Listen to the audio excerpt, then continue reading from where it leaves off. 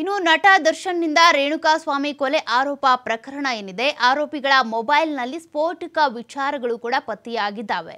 ಸ್ಥಳ ಮಹಜರು ವೇಳೆಯೂ ಪ್ರಕರಣದ ಮತ್ತಷ್ಟು ಸಾಕ್ಷ್ಯಗಳು ಲಭ್ಯವಾಗ್ತಾ ಇದ್ದಾವೆ. ಒಂದೊಂದು ಸ್ಥಳವನ್ನ ಮಹಜರು ಮಾಡಿದಂತ ಸಂದರ್ಭದಲ್ಲೂ ಕೂಡ ಒಂದೊಂದು ರೀತಿಯ ಸಾಕ್ಷಿಗಳು ಸಿಗ್ತಾ ಇದ್ದಾವೆ. ಈಗಾಗಲೇ ಮೊಬೈಲ್ ಅನ್ನ ಕೂಡ ವಶಕ್ಕೆ ಪಡೆಯಲಾಗಿದೆ.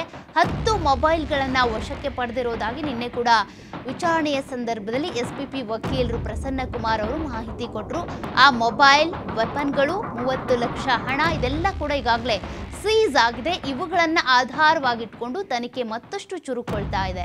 ಕಾರುಗಳು ಸೇರಿದಂತೆ ಹಲವು ವಸ್ತುಗಳನ್ನು ಈಗಾಗಲೇ ಖಾಕಿ ಜಪ್ತಿ ಮಾಡಿಕೊಂಡಿದೆ.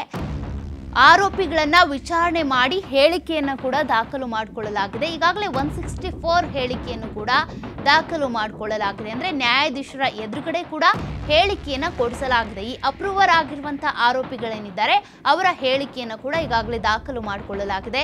ಈಗ ಮೊಬೈಲ್ ಸಾಕ್ಷ್ಯ ಮತ್ತು ಮಹಜರು ಸಾಕ್ಷ್ಯವನ್ನ ಮುಂದಿಟ್ಕೊಂಡು ತನಿಖೆಯನ್ನು ಮಾಡಲಾಗುತ್ತೆ. ಈಗೇನು ಆರೋಪಿಗಳು ಹೇಳ್ತಾ ಇದ್ರಲ್ಲ, A1 A2 ಆರೋಪಿಗಳು, ನಮಗೂ ಇದಕ್ಕೂ ಸಂಬಂಧ ಇಲ್ಲ, ನಾವು ಜಸ್ಟ್ ಹೊಡೆಯೋದಕ್ಕೆ ಹೇಳಿದ್ವಿ, ಬೆದರಿಸೋದಕ್ಕೆ ಹೇಳಿದ್ವಿ ಅಂತ.